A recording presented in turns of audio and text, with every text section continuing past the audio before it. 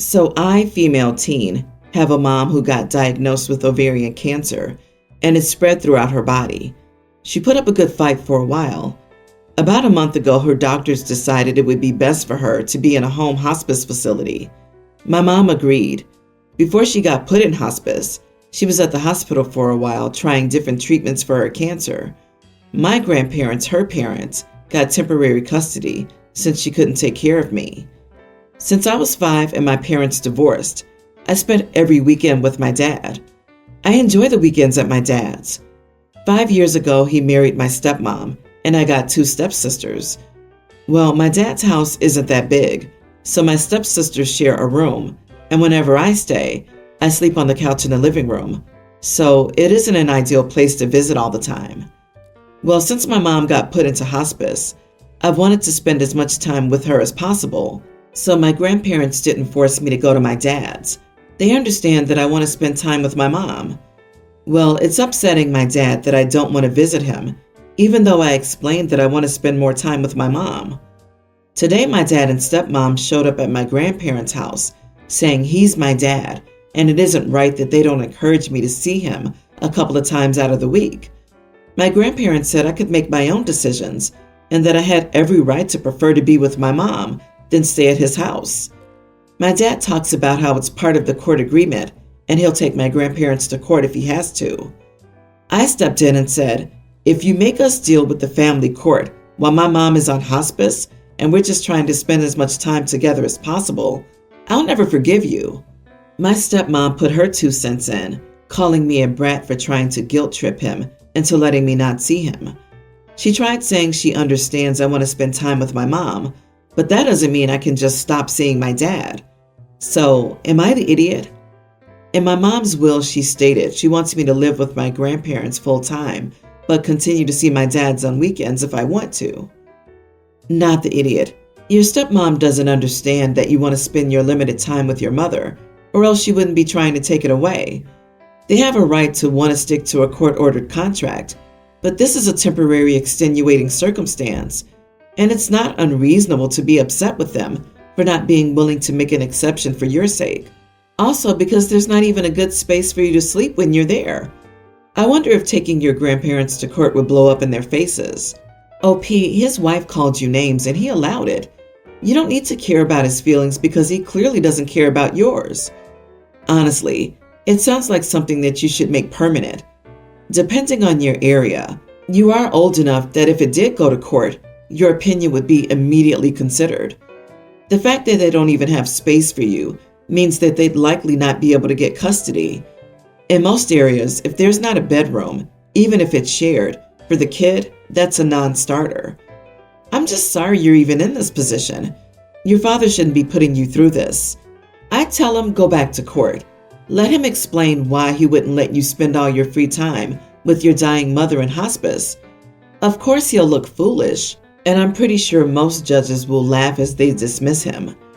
I can believe Dad is serious, but his ego is so big that he thinks the court will force a daughter to visit while a mother's dying. This former caseworker doesn't think so. That is exactly my thought. Stepmom is pushing the court BS.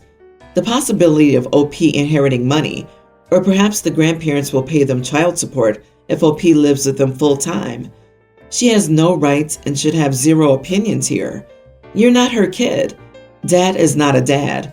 Stand your ground. Agree. Stepmother probably doesn't want OP's father to pay child support to the grandparents. You poor thing. I am so very sorry. Spend as much time as you can with your mama. And if they try to take your grandparents to court, they won't get too far. Hopefully your grandparents can get permanent custody of you. They need to let the court know about this little event. Document everything. This is only going to get worse.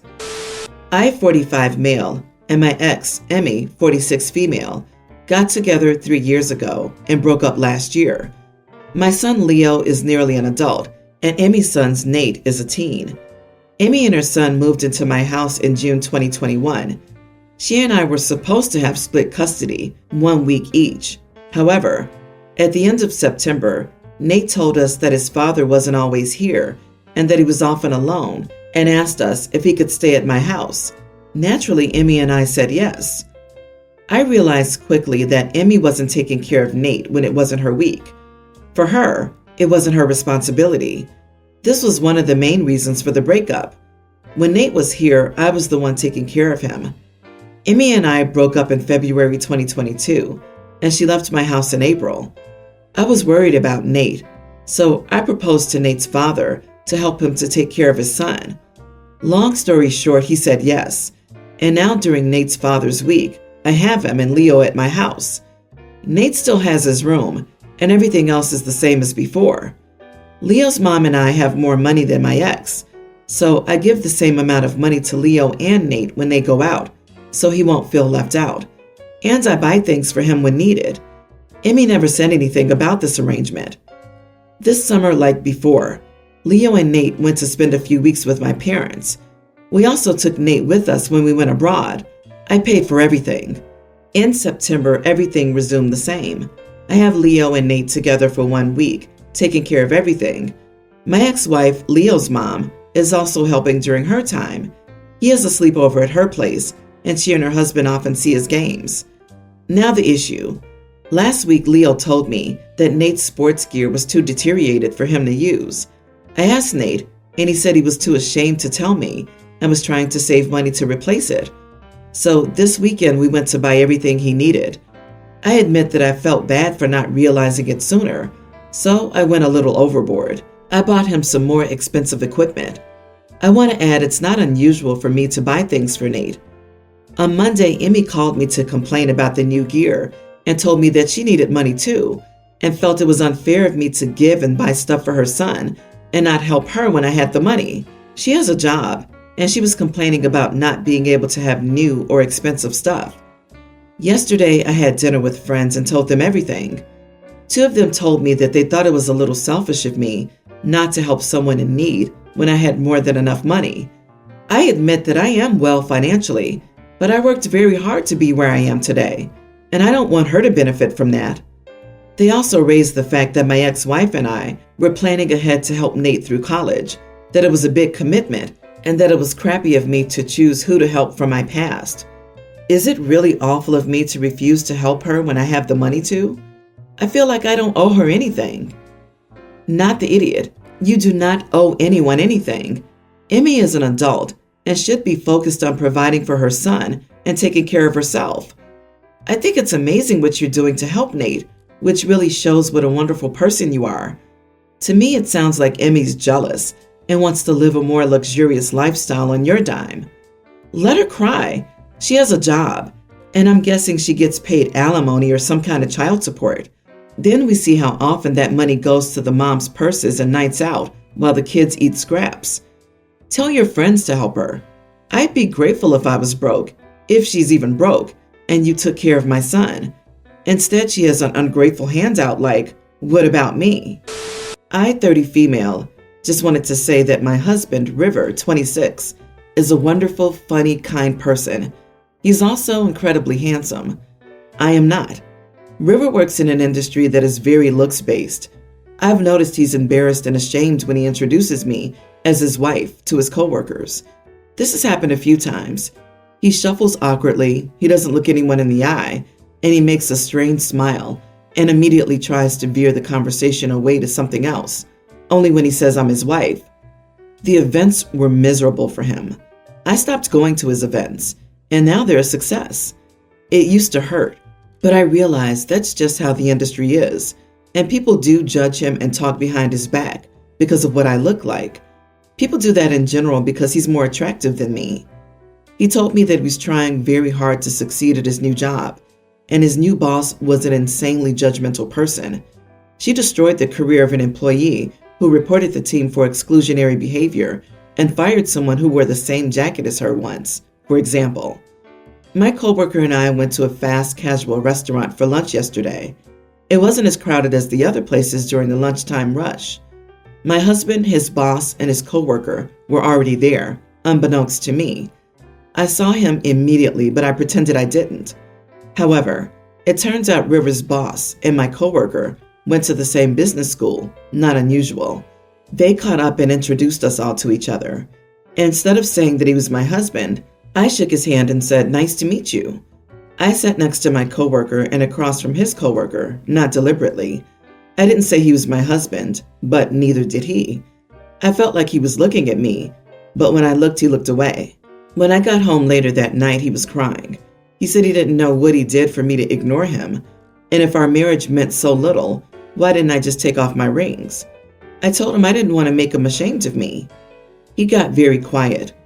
My mom said I was acting ridiculous, but my dad agreed with my reasoning. Am I the idiot? You are the idiot for marrying a person that's embarrassed to introduce you as their wife. Never in a million years would I pretend I didn't know my husband because I felt so ugly that it would affect his work. Why aren't you guys even together? OP, your description of how your husband acts when he introduces you is opposite to his reaction when you pretend not to know him. I suspect that some of your personal beliefs and body image issues are coloring your interpretation. You need to have a heart-to-heart with him and get on the same page. If his career has that many horrible people surrounding him, it might be good to remind him of the importance of his mental health and the existence of other jobs too. OP's husband repeatedly tells them that they're unattractive and ugly enough to ruin his work events and embarrass them. I don't blame OP for having some body image issues. He's been repeatedly embarrassed by you, and you do one thing in his interest, and now he's crying? That could be a taste of how he's made you feel all this time. What a gaslighter. He could have known you're his wife even before introductions began, like when he saw you. You pretended due to his past behavior. Instead, he pretends innocence and dumps the blame on you. No matter how good-looking he is, that all crashes to a negative for treating his wife like he does. You don't deserve that ugliness. Either get counseling to strengthen this issue up or break up. No spouse deserves such humiliating treatment. My 23 female stepfather, Rick, 52, has been married to my mother for 8 years. I'm getting married to the love of my life, 23 male, in a few months. My wedding will be Christmas themed, as it's my favorite holiday, and I've always wanted to get married around Christmas. My stepfather, however, never liked this idea. He believes it's stupid to make the Lord's birthday all about yourself. Yesterday, I went to my mother's house for her birthday, which was lovely. Unfortunately, my stepfather pulled me aside after dinner and brought up the wedding. He demanded I change my wedding day, as it was too close to Christmas, even though that's the point. It's not even on Christmas. It's a few days after. I said that no, I would not change my wedding day for him. He said that it was selfish to make the holidays all about me, and Christmas was the day to celebrate Christ, not me. We got into an argument, to the point where he started screaming at me, saying I was an idiot and unreasonable.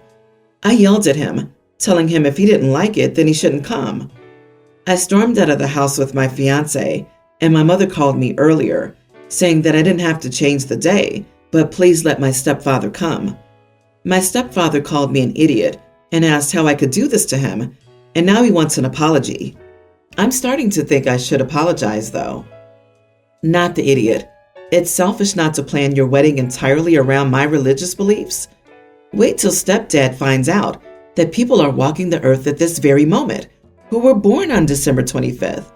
Then tell him that trees are pagan and have nothing to do with Jesus' birthday. My stepfather asked me how I could do this to him. Do what to him? You didn't disinvite him. You said he didn't have to come if he didn't like it. The only way I would have let him come is if he shuts up about the date, now and forever. But since he seems to take this personally, that's not likely. So very sorry you have to deal with such nonsense at what's meant to be a happy time. You are the idiot for scheduling a wedding that time of year. It's stressful enough for normal people before throwing a wedding in there. That's just cruel to your guest. Just expect a healthy amount of no responses. Many people go out of town during the holidays. My mom and I are in therapy right now with my stepdad. She met him when I was 7, and she moved my brothers and me with her when I was 8 to be with him and his daughters. My dad had been dead for a couple of years, and we left our maternal and paternal families behind. At the time, she set my brothers and me down and told us that she wanted us to be a family and that my dad's family didn't want to welcome my new stepdad and his girls into our family and treats the girls like their grandkids. She said that stepdad had told her how the girls had already been rejected by their mom and the only grandparents they knew, and that we needed to go to them so they wouldn't be around more rejection via my dad's family. What I didn't know then but do now is my stepdad's kids were planned with his wife, but she couldn't have them biologically, so they used an egg donor. But she ended up not being able to get over the lack of biology and left, and her parents didn't consider them grandkids either, so all three were gone before the girls were 5. So my mom moved the 4 of us 18 hours away from home to set up a new home with my stepdad. She left a really good job and friends, which was her sacrifice. My brothers and I were never okay with this. They were especially resentful of it, and there was a lot of fighting between them and our mom over the years, and them and our stepdad. They both chose to move home once they finished high school. They also were very outspoken to Mom that the sacrifice she always talked about as being worth it wasn't to them. Mom and my stepdad started to realize in the last year that I wasn't likely to be the one to stay local after high school either. My mom also noticed how snappy I could be with her and my stepdad regarding my extended family. It's true. Whenever my stepdad would ask me not to talk about my paternal family around his girls or to hide stuff they sent from the girls, it would make me angry because he was the one who asked for them to not be around. And I got annoyed with my mom for similar reasons because she made a choice. So we started therapy. I have opened up about my feelings somewhat over the last few weeks. Then in our last 2 sessions, it came up that Mom just wanted us all to enjoy the good that came from our sacrifice and to feel it was truly all worth it. I said it wasn't worth it to me, that the loss of having my extended family around me was not made up by having a stepdad and stepsisters. And if anything, it was the reason I had never grown to love them, because having them meant not having the people I loved, and they weren't worth that to me.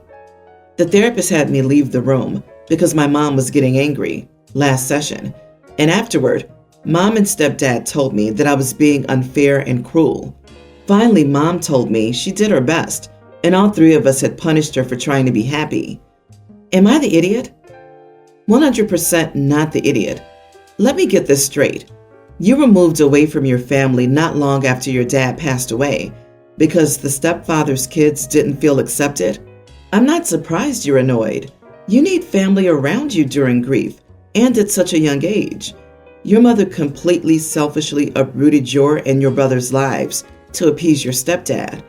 Yes, you could argue that it's not fair that the grandparents didn't accept the kids, but at the same time, that should have never been made to feel like your issue.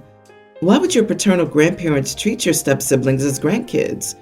That's wild your mom and stepdad would expect them to. I wonder what the therapist said to your mother and stepdad after you left the room. I'm curious about that too. OP, your stepfather and stepsisters were your mother's choice, not yours and your brother's. Sacrificing contact with your extended family to appease your stepfather's idea of fairness towards his daughters was, again, your mother's choice, not yours or your brother's. Your mother's claim that she did her best is BS. She did what was easiest to make life work with her new husband and his daughters. This was never about you and your brothers. It was about her and her choices. She did her best for herself.